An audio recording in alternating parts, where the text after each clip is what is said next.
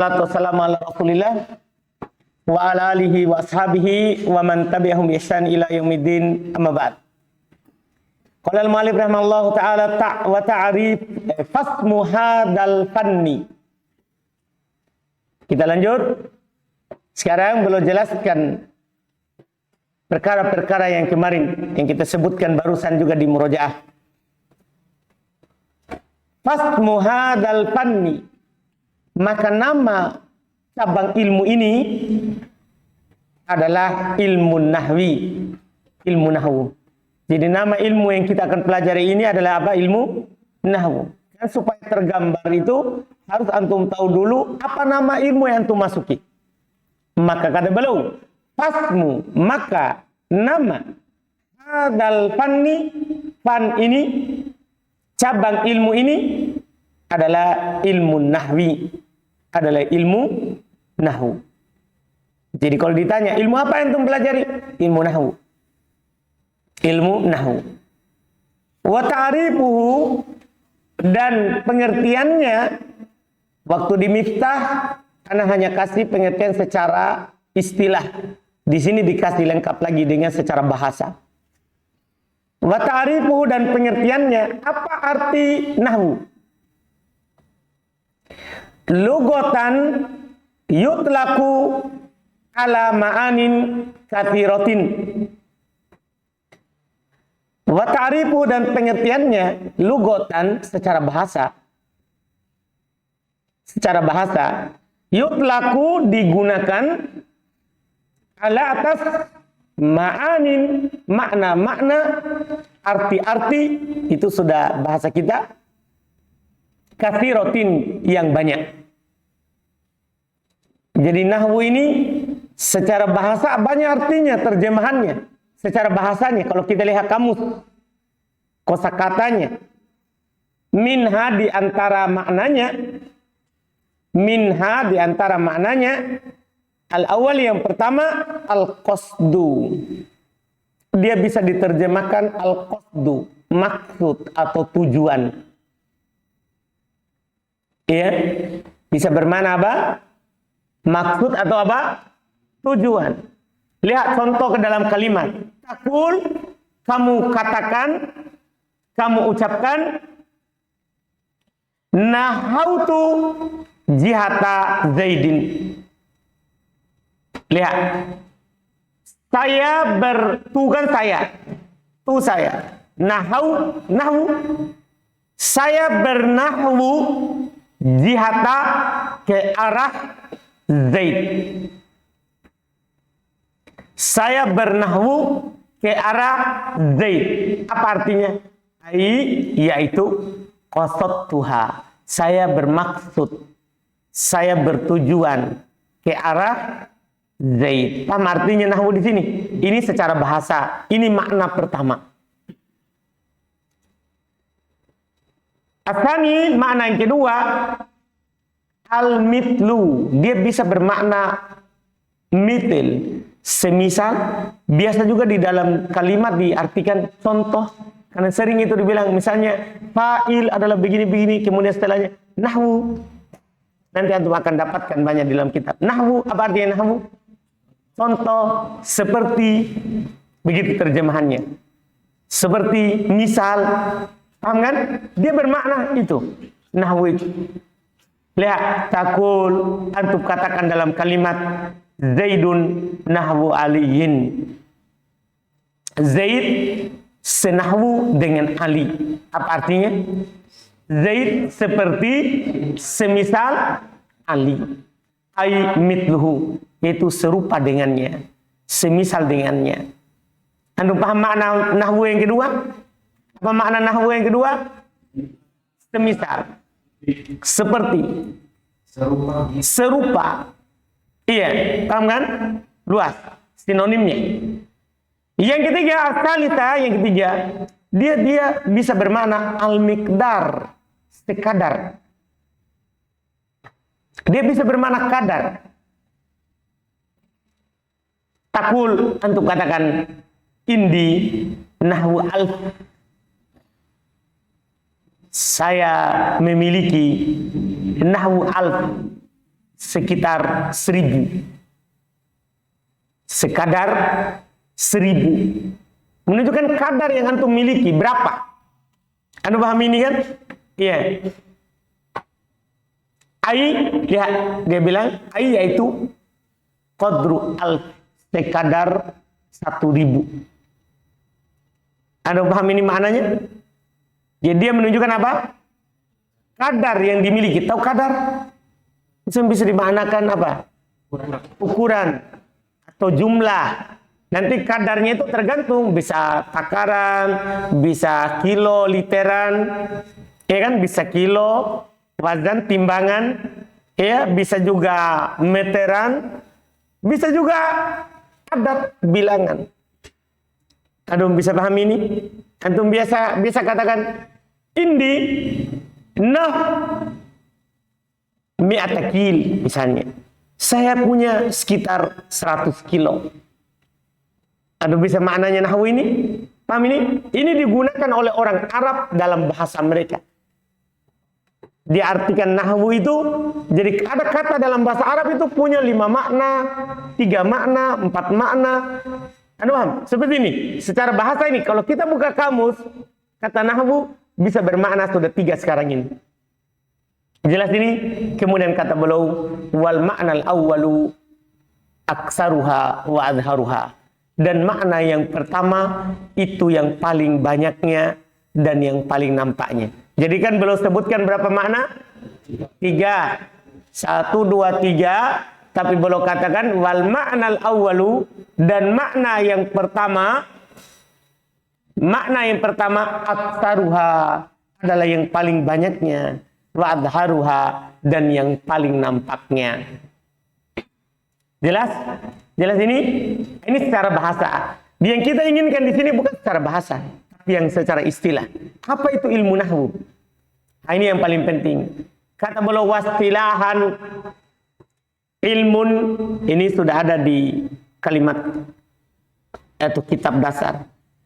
Ilmun bi usulin mustambatatin min kalamil arabi yu'rafu biha ahwalu awakhiril kalimatil arabiyati hala tarkibiha min i'rabin wa bina'in. Masya Allah. Secara istilah, ilmu nahwu adalah ilmun. Dia adalah ilmu biusul, dengan pokok-pokok kaidah, mustambatotin, yang diambil min, dari kalami, ucapan al-arabi, ucapan orang Arab. Jadi ilmu nahwu ini adalah ilmu yang berisi kaidah yang diambil dari ucapan orang Arab. Ya kan? Misalnya kita sudah belajar kitab dasar. Antum katakan orang Arab bilang ja'a Zaidun. Orang Arab bilang ja'a Zaidun. Kita buat kaidah. Kalau ada isim setelah fi'il ma'lum, fa'il. Paham isinya? Dipaham ini? Nah, orang Arab bilang duriba kalbun. Duriba kalbun. Paham gak ini? Kita buat kaidah. Ini orang Arab ucapkan. Kita buat kaidah bahwa isim yang marfu setelah fi'il majhul sebagai naibul fa'il. Itu isinya nahwu. Jadi dia kaidah yang diambil dari ucapan orang Arab. Bukan orang Arab yang buat kaidah. Orang Arab berucap, tapi dari ucapan orang Arab ini ada apa? Ada kaidahnya. Antum bisa paham ini? Jelas nggak? Jelas ya? Iya, ini Masya Allah. Makanya ilmu bahasa Arab nanti akan disebutkan yang meletakkan pertamanya itu tidak diletakkan oleh orang Arab, tapi dia diletakkan oleh orang Ajam di negeri Ajam. Di negeri Ajam. Sebentar, yang masyhurnya. Sebentar ada peletaknya, insya Allah. Iya, jadi dia adalah ilmu yang berisi kaidah yang diambil dari ucapan orang Arab. Terus kaidah untuk apa? yu'rafu biha, yang dikenal, diketahui dengannya, dengan kaidah tadi itu, ahwal, keadaan, awakhiri, akhir. Ini ilmu nahwu ini. Hanya mengetahui keadaan apa? Akhir. Al-kalimat, kata. Iya, al-arabiyah, kata dalam bahasa Arab. Hal tarkibiha, ketika dia tersusun. Hal dalam keadaan tarkibnya, ketika dia tersusun. Kalau dia terletak satu-satu, itu tidak ditahu bacaannya. Zaidun, paham kan? Ali, Zaid, Ali, Muhammad. Nanti dia ditahu kalau dia apa? Kalau dia tersusun. Itu baru min i'rab, berupa i'rab, perubahan, wabina atau tetapnya. Jadi dia membahas kata bahasa Arab, ini kata bisa berubah nggak? Paham kan? Misalnya dia dapat Zaid. Ini Zaid bisa berubah nggak? Paham dia bahas. Demikian pula dia dapat kata ant. Ini kata anta bisa berubah atau tidak? Itu yang dia bahas. Tapi ingat, yang dimananya dari sisi apanya? Huruf terakhirnya. Ini huruf terakhirnya bisa berubah nggak? Paham? Berupa i'rab dan apa? Binanya. Iya, jelas ini ilmu nahwu. Jadi dia adalah ilmu yang mempelajari kaidah yang diambil dari kalam orang Arab, yang dikenal dengannya nanti kalau antum sudah pelajari keadaan akhir setiap kata dalam bahasa Arab.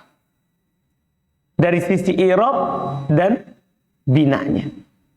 Paham ini ilmu nahwu?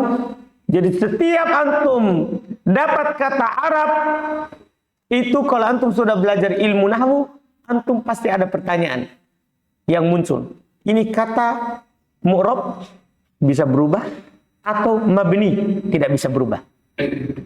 Nah, kalau dia bisa berubah, perubahannya apa tandanya? Paham kan? Apakah dhammah atau fathah atau kasroh atau sukun? Anda paham ini? Kalau dia mabni tidak berubah. Tidak berubahnya di atas apa?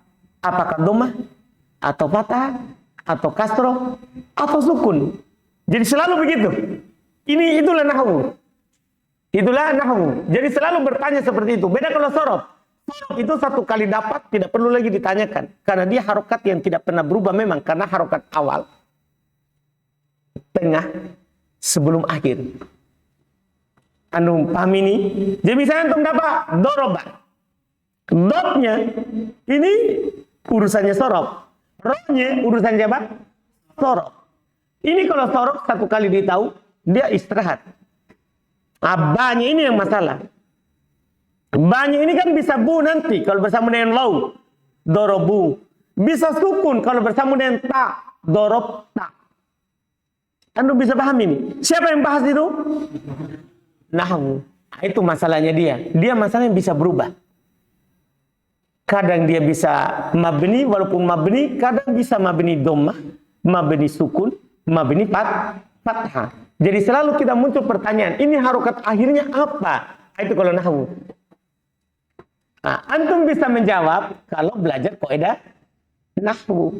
Tidak mungkin bisa kita jawab itu bisa berubah atau tetap. Tetapnya di atas apa, berubahnya di atas apa. Tidak bisa kita jawab kalau kita tidak belajar ilmu nahwu. Dipahami? Antum belajar sorof, sekarang kita belajar miftah. Sorof itu sudah cukup untuk dasar. Anda paham kan? Karena dia kalau sudah seperti itu, begitu terus kapanpun antum dapat. Nahwu ini yang masalah. Nahwu yang masalah. Seorang harus belajar terus supaya dia mengetahui ini kalimat dibaca apa huruf terakhirnya. Paham kan? Iya. Ini ilmu nahwu. Sekarang wa maudu'uhu. Pembahasannya. Ini ilmu nahwu tadi yang kita sudah tahu pengertiannya, apa dia bahas? Beliau bilang al-kalimatul arabiyatu min haitsu yabhathu an ahwali awakhiriha min jihatil i'rabi wal bina'i. Maudu'uhu, pembahasannya, al kalimatul arabiyatu, kata-kata bahasa Arab. Jadi nahwu ini membahas kata-kata bahasa Arab, bukan bahasa Indo, tapi kata bahasa Arab. Min haitu, dari sisi, ia bahatu, dia membahas tentang ahwal, keadaan, awakhiriha, akhirnya. Jadi dia membahas kata bahasa Arab, tapi yang dia bahas apanya? Keadaan akhirnya. Iya. Min jihati, dari sisi al-i'rab, berubah, wal bina, atau tetap. Jelas ini? Itu yang dia bahas. Jadi kalau antum ditanya, ilmu apa antum pelajari? Ilmu nahwu. Ilmu nahwu itu membahas apa? Dia membahas kata-kata bahasa Arab, yaitu tepatnya harokat huruf akhirnya. Jelas ini? Jelas ya? Iya. Kemudian wasamaratu, buahnya. Apa hasil yang bisa kita petik kalau kita belajar bahasa Arab? Kata beliau, saunul lisani anil khoto'i fil kalami wal isti'anatu bihi ala fahmi ma'anil kitabi was sunnati wa mukhatabatil arabi ba'duhum ba'dha. Kata beliau rahimahullah, samaratuhu, buahnya, hasil yang kita bisa dapatkan kalau belajar ilmu nahwu. Yang pertama kata beliau, saun, menjaga. Al-lisan, menjaga ucapan. Maksudnya ucapan Arab ya. Ketika kita berucap ucapan Arab, menjaga ucapan kita. Ketika kita berucap dengan ucapan Arab, anil khoto', dari kesalahan. Antum kalau belajar nahwu, maka antum akan terjaga dari kesalahan dalam berbahasa Arab. Misalnya ada kalimat gini, daraba Zaidun kalban. Kenapa Zaidun di dhammah, kalbannya di fathah? Ini kan diatur di nahwu. Karena Zaidunnya fa'il, sementara kalbannya adalah maf'ulun bih. Fa'il itu harus di dhammah, maf'ulun bih harus di fathah. Kan begitu. Kalau antum dah belajar nahwu, bisa saja antum bilang daraba Zaidan kalbun. Kan kalau daraba Zaidun kalban, Zaid memukul anjing karena Zaidun pelaku di dhammah. Kalau antum dah tahu nahwu, yang penting berucap saja. Ya, antum langsung bilang, terserah saya mau saya apa. Daraba Zaidan kalbun. Apa jadinya? Anjing memukul Zaid. Ini pengaruh harokatnya. Ini kalau tidak belajar nahwu susah. Anda bisa paham ini? Ini satu kalimat. Bahkan ada orang salah pemahaman karena salah harokat. Iya, karena kadang ada orang, mereka bikin keyakinan dulu, baru cari dalil. Seperti keyakinan orang-orang Mu'tazilah, kelompok sesat. Mereka mengatakan bahwa kalamullahi makhluk. Allah tidak berbicara. Apa yang disampaikan oleh Nabi Muhammad berupa Al-Quran, itu ucapan Nabi Muhammad, makhluk. Anda paham gak ini? Tapi ada ayat. Allah Subhanahu wa taala berfirman, "Wa kallamallahu Musa takliman." Ini kan artinya apa? Kallamallahu, Allahnya di dhammah. Berarti apa? Allah berbicara kepada Nabi Musa. Allah juga kuatkan takliman dengan maf'ul mutlak. Jadi terjemahannya, sungguh Allah berbicara kepada Nabi Musa. Tapi masalahnya kan Musa tidak nampak harokatnya, kan dia isi maksur. Jadi mereka ubah. Harokatnya bukan begitu. Harokatnya wa kallamallaha Musa. Taklima. Artinya apa? Musa kan bisa saja fa'il. Di doma tapi sembunyi. Jadi dia fathah Allahnya. Artinya apa ini terjemahannya?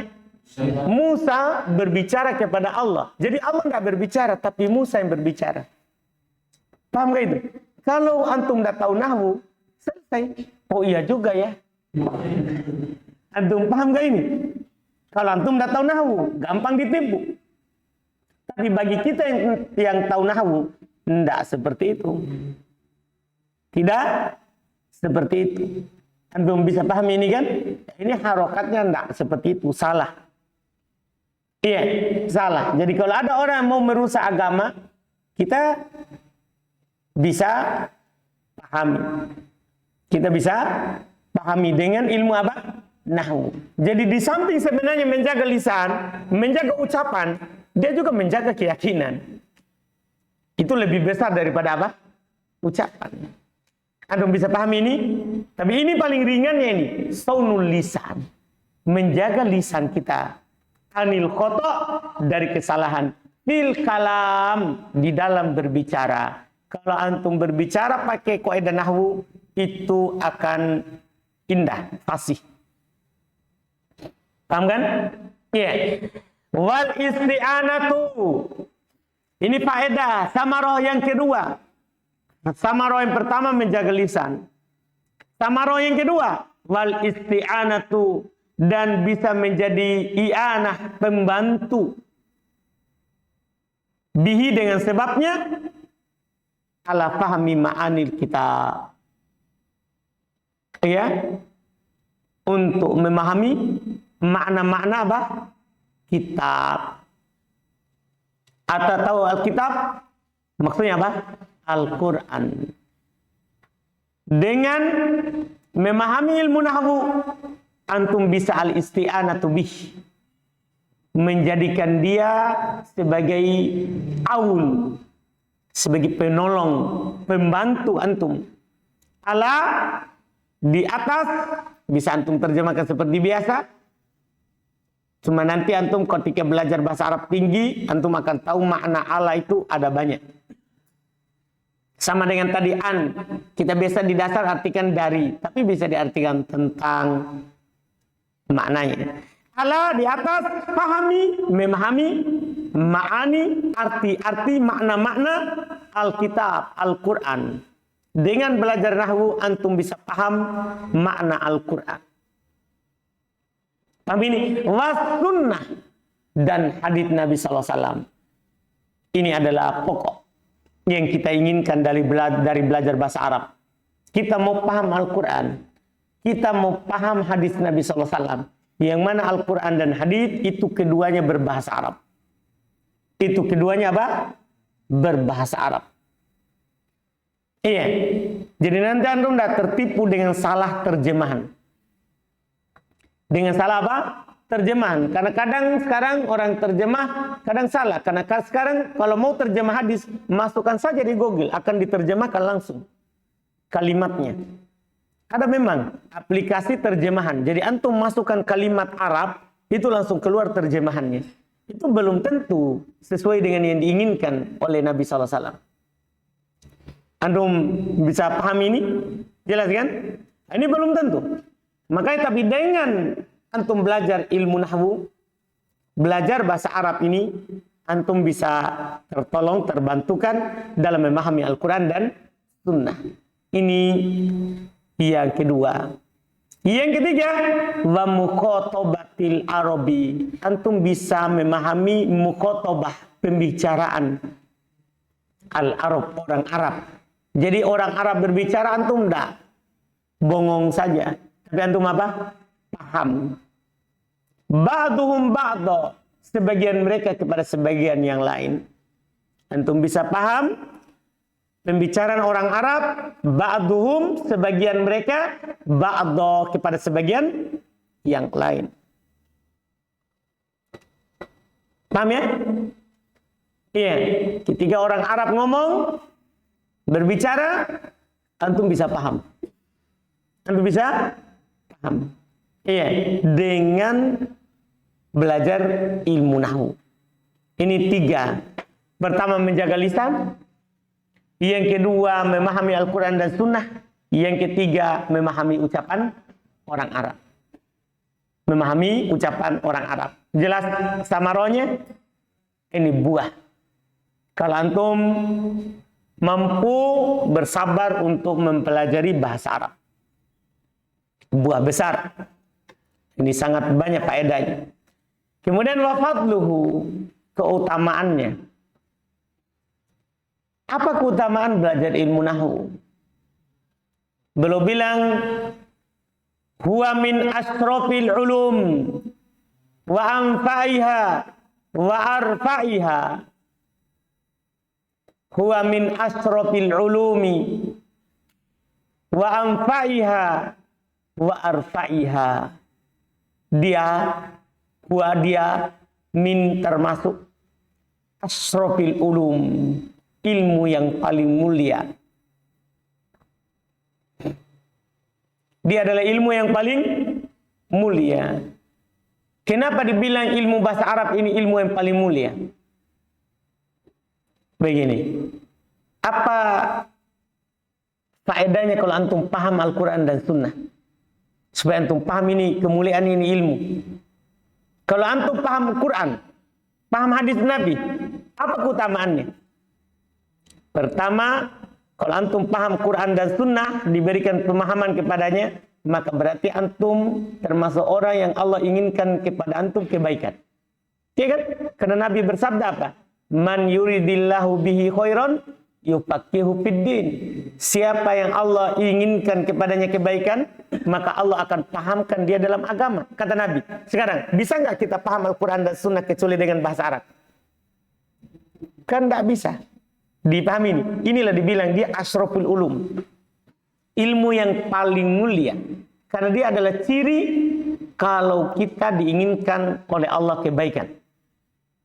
Terus juga ini ilmu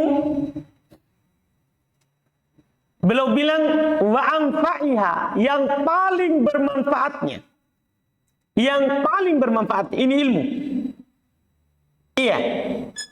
Karena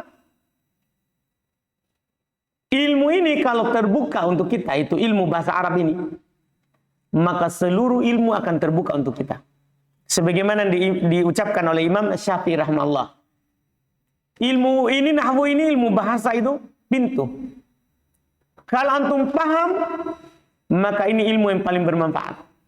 Akan terbuka bagi antum seluruh ilmu. Antum mau belajar fikih, perlu bahasa Arab. Dengan tahu bahasa Arab, antum terbuka ilmu fikih. Mau belajar hadis, perlu bahasa Arab. Karena hadis akan terbuka kalau antum tahu bahasa Arab. Antum mau belajar tafsir, paham kan? Akan terbuka itu ilmu tafsir kalau antum paham apa? Bahasa Arab. Kalau tidak ada semua bahasa Arab, maka tidak akan mungkin antum paham. Antum bisa paham ini ilmu yang paling bermanfaat.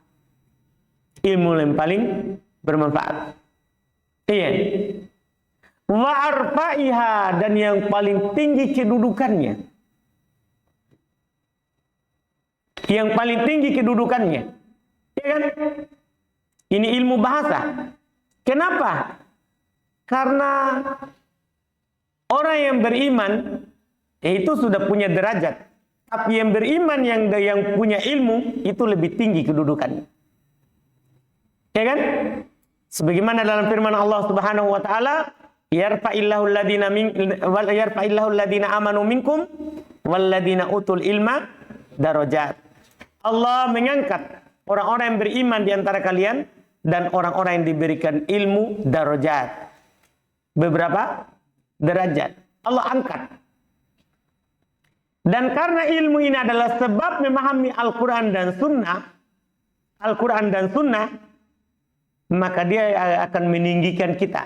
Dia ilmu yang paling tinggi. Sebagaimana dalam hadis Nabi SAW dari Umar bin Khattab, Inna Allah la yarfa'u bihadzal kitabi aqwaman wa yad'u bihi aqwarin. Sungguh Allah Subhanahu wa taala mengangkat dengan sebab kitab ini sekelompok orang dan akan merendahkan yang lain. Mengangkat dengan Al-Quran Sekarang, kapan kita terangkat dengan Al-Quran? Kan begitu. Kalau kita paham Al-Quran itu. Iya kan? Kalau tidak paham, itu seperti himar, keledai yang membawa Al-Quran. Tahu keledai membawa Al-Quran? Ditaruh di atas punggungnya. Dia bawa saja. Antum bawa dari Makassar sampai Jakarta. Jakarta ke Makkah. Apa faedahnya untuk keledai? Tidak ada. Karena dia tidak paham.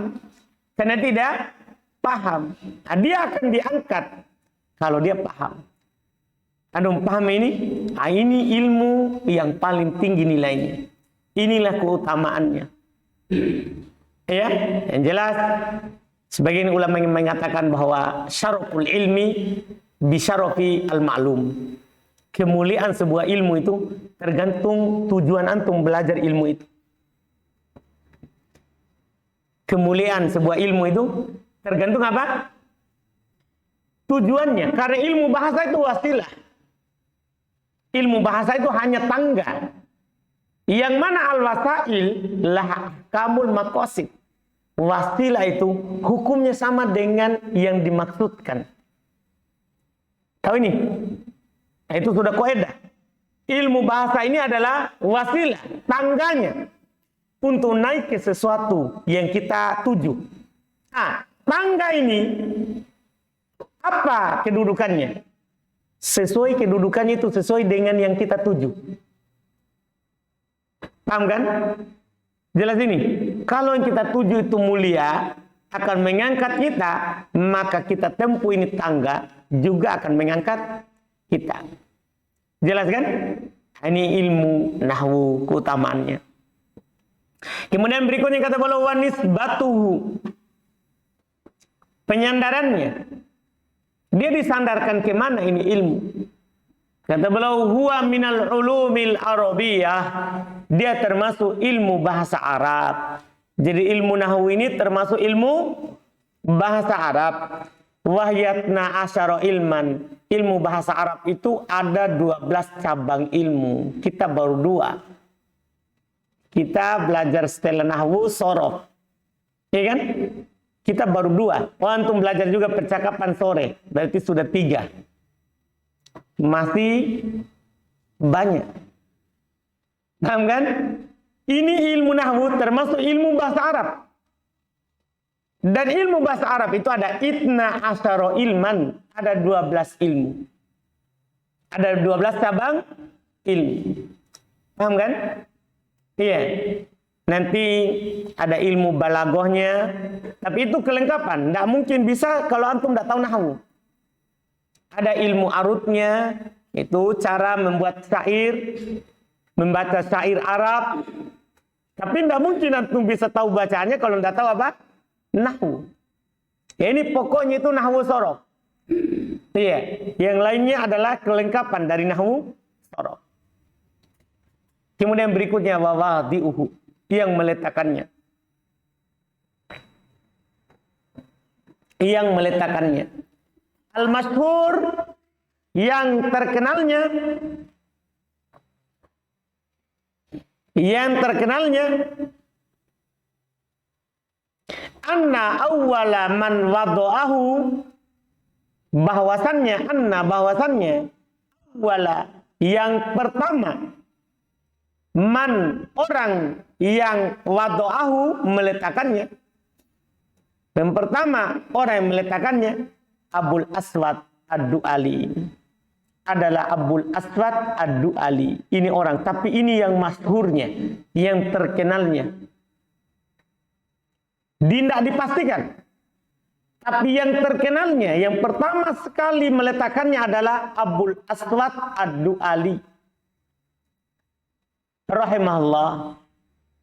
Ini Abul Aswad Ad-Du'ali, seorang tabi'in. Seorang apa?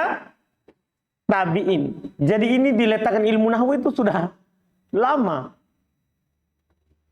Di masa tabi'in, generasi kedua setelah Nabi. Kan generasi pertama sahabat. Generasi kedua siapa? Tabi'in. Siapa yang menyuruhnya? Beliau bilang bi amri amiril mu'minin Ali bin Abi Thalib. dengan perintah, atas perintah Amiril Mukminin, penguasa kaum mukminin waktu itu, Ali bin Abi Thalib radhiyallahu taala anhu, yaitu Ali bin Abi Thalib. Dimaklumi bersama ketika khilafah kekuasaannya Abu Bakar terhadap kaum muslimin itu di Madinah. Pusat pemerintahannya. Dilanjutkan setelah meninggal Abu Bakar, dilanjutkan oleh Umar, itu masih di Madinah, pusat pemerintahan Islam. Ketika meninggal Umar, dilanjutkan oleh siapa? Utsman. Di masa Umar itu kan terjadi futuhat, kemenangan kaum muslimin dan kemenangan yang banyak. Sudah banyak negeri ajam dibuka. Paham kan? Negara-negara luar Arab. Dilanjutkan di masa Utsman. Itu pun masih juga pemerintahannya di mana? Di Madinah. Di Ali, karena jauh untuk kontrol pemerintahan, karena di Arab sudah stabil pemerintahannya, maka Ali pindah ke luar Arab. Dipahami ini? Di mana Ali pindah?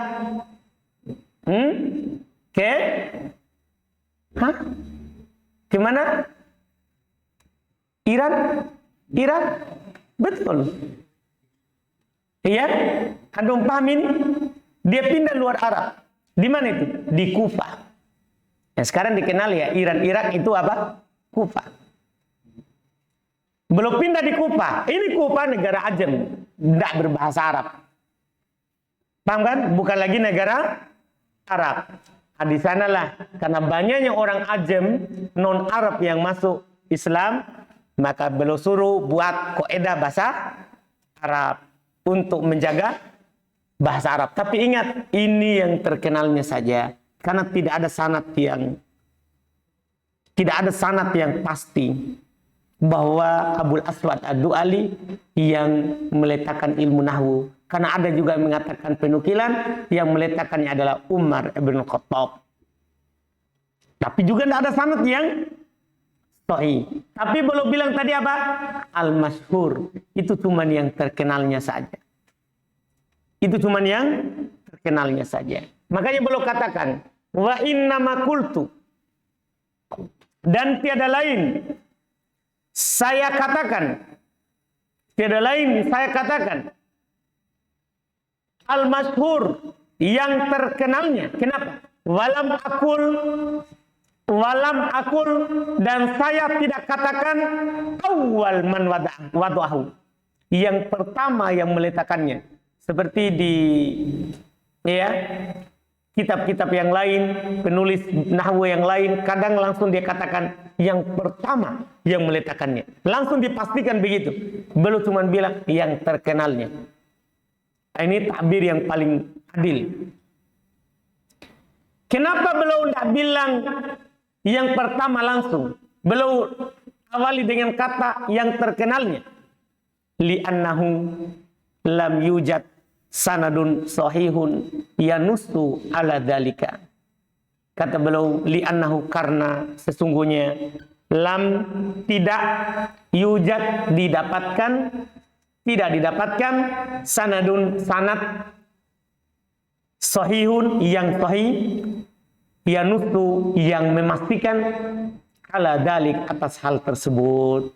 Jadi tidak ada sanad yang sahih yang memastikannya. Cuman yang terkenal dinukil turun-temurun yang meletakkannya siapa? Abul Aswad Ad-Du'ali, atas perintah siapa? Ali bin Abi Thalib, karena waktu itu berpindah ke pemimpinan pemerintahan kaum muslimin ke daerah Kufah. Ke daerah apa? Kufah. Kemudian terakhir untuk pertemuan kita sekarang ini, karena kita selesaikan supaya besok masuk di berikutnya, wa hukmuhu, dan hukumnya. Apa hukum belajar ilmu nahwu? Kata beliau, al-wujubul kifai, ternyata wajib kifayah. Artinya bukan sunnah ini belajar ilmu nahwu. Belajar ilmu nahwu ini wajib. Hanya saja wajibnya apa? Wajib kifayah. Ya, misalnya Kalbi di kampung antum ada berapa orang yang belajar ilmu nahwu? Satu, hanya antum. Kalau dalam satu kampung itu tidak ada, semuanya berdosa. Itulah fardu kifayah. Tapi kalau sudah ada satu, terangkat dosa dari yang lain. Maka bersyukurlah orang kampung antum. Kalau dia tahu ini, maka dia akan menjual seluruh tanahnya untuk kirim ke antum. Karena, kenapa? Karena kita tidak berdosa gara-gara ada ini. Orang yang belajar ilmu nahwu. Karena belajar ilmu nahwu ini sama dengan mensolati jenazah, menguburkan jenazah, mengkafani jenazah. Apa hukumnya semua itu? Fardu kifayah. Artinya kalau tidak ada orang meninggal, terus tidak ada yang kuburkan, satu kampung berdosa. Tidak ada mengkafani, tidak ada memandikan, satu kampung berdosa. Begini belajar ilmu nahwu. Jadi dia bukan sunnah, wajib hukumnya. Hanya saja wajibnya apa? Kifayah. Tapi ingat, lihat kata beliau lanjutkan. Wa qad yata'ayyanu ala ba'din duna ba'din kaman aroda tafsirul Qur'anil adimi masalan. Belum bilang wa qad yata'ayyanu, dan kadang wajib ain. Ternyata ini yang wajib kifayah bisa jadi wajib ain. Ya, kadang yata'ayyanu, kadang wajib ain. Ala atas ba'din, sebagian orang, duna ba'din, tidak pada sebagian yang lain. Seperti apa? Belum contohkan satu. Kaman aroda, seperti kepada orang yang aroda ingin tafsirul Quran al-azim.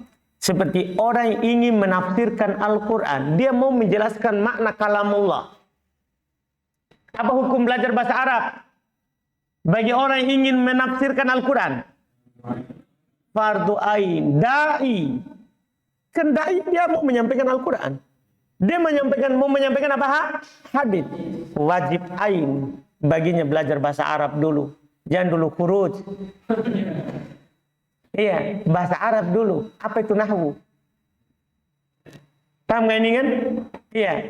Karena ini wajib ain baginya, bukan fardu kifayah. Bagi seorang yang ingin menyampaikan Al-Quran, mau menjelaskan makna Quran, tidak tahu bahasa Arab. Ya apa mau kita ngomong? Ya kan? Ini fardu ain bagi orang yang ingin menafsirkan Al-Quran Al-Azim misalnya. Jelas ini? Demikian pula bagi orang mau menyampaikan hadis. Bukan hanya sekedar kita bawa hadis, balighu anni walau ayat. Sampaikan kepadaku walaupun satu ayat. Nah ini ayat yang antum sampaikan apa? Kan bahasa Arab. Gimana caranya memahaminya? Iya kan? Maka yang pertama sekali kewajiban adalah harus dia belajar bahasa Arab. Orang Arab saja belajar bahasa Arab. Kalau mau memahami Al-Quran dan Sunnah.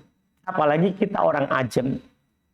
Nah, ini contohnya. Kemudian beliau bawakan di sini sebagai penutup dari pendahuluan ini perkataan Imam As-Suyuti rahmallah. Kata beliau rahmallah, qala As-Suyuti fi syarhi al-fiyatih wa qad ittafaqal ulama'u ala anna an-nahwa yuhtaju ilaihi min kulli fannin min fununil ilmi.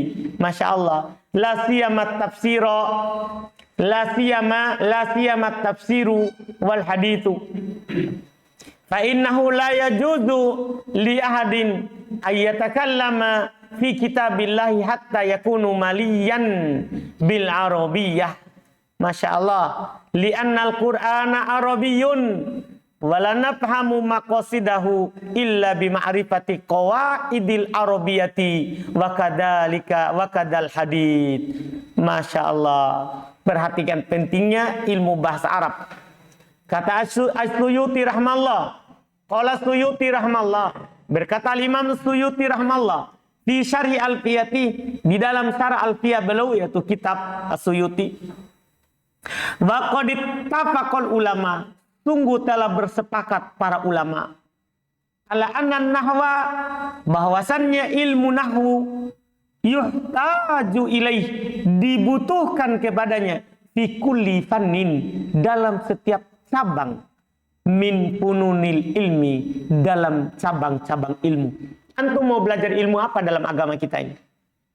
mau fikih, hadis, tafsir. Butuh apa? Ini kan pokok. Hadis, tafsir, hadis, fikih. 3 pokok dulu.